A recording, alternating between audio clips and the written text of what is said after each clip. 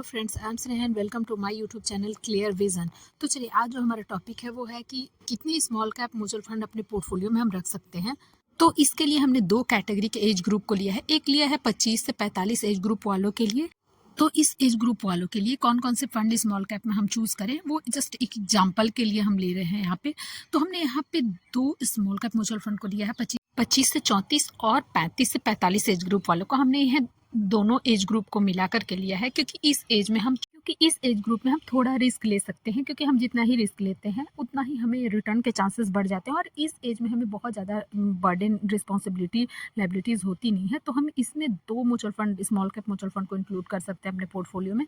पहला Nippon India small cap mutual fund, दूसरा बंधन स्मॉल कैप म्यूचुअल फंड।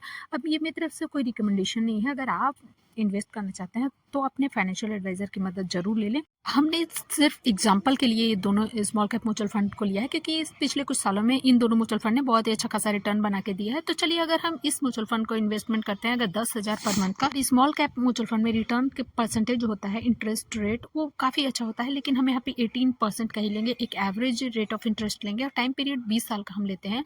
तो 20 साल बाद हमारा जो इन्वेस्टेड अमाउंट है वो 24 लाख हो जाता है, और एस्टिमेटेड रिटर्न जो है वो 2,10,34,872 रुपीज़ होता है। और इन दोनों को मिलाकर के टोटल हमारा जो रिटर्न है वो 2,34,34,872 रुपीज़ होता है, जो कि काफ़ी अच्छा खासा अमाउंट है।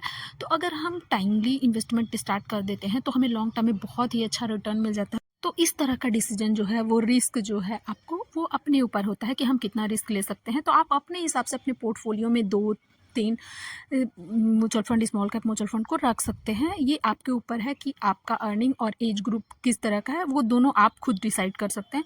और चलिए, अब हम दूसरा जो एज ग्रुप लिए हैं 46 से 65 प्लस एज वालों के लिए। तो इस एज ग्रुप में हमें हर चीज़ की ज़रूरत होती है। बेटी है तो बेटी की पढ़ाई की, बेटी है तो शादी की, और हेल्थ इश्यूज़ भी आते हैं, और हमें डेली लाइफ का खर्च, यानी कि हर तरह का भी रिस्पॉन्सिबिलिटी इस एज में आ जाता है।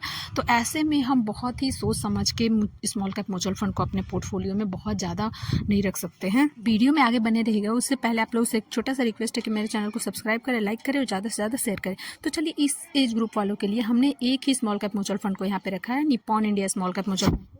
तो चलिए, अगर हम इस स्मॉल कैप म्यूचुअल फंड में अगर इन्वेस्टमेंट करते हैं मात्र 5,000 रुपीज़ को, और इंटरेस्ट रेट 18% ही लेते हैं, और टाइम पीरियड सेम 20 ईयर्स का लेते हैं, तो इन्वेस्टेड अमाउंट जो है वो 12 लाख हो जाता है, और एस्टिमेटेड रिटर्न जो होता है 1,05,17,436 रुपीज़, और टोटल रिटर्न जो होते हैं 1,17,17,436, जो कि बहुत ही अच्छा खासा रिटर्न माना जाएगा इसे। मतलब इस एज ग्रुप में जाने के बाद भी हम अगर एक सिस्टमैटिक वे से अगर हम 5,000 ही रुपीज़ का इन्वेस्टमेंट करते हैं स्मॉल कैप म्यूचुअल फंड में, तो हम फाइनेंशियली फ्री हो सकते हैं, बहुत ही अच्छा खासा हमें रिटर्न मिल सकता है।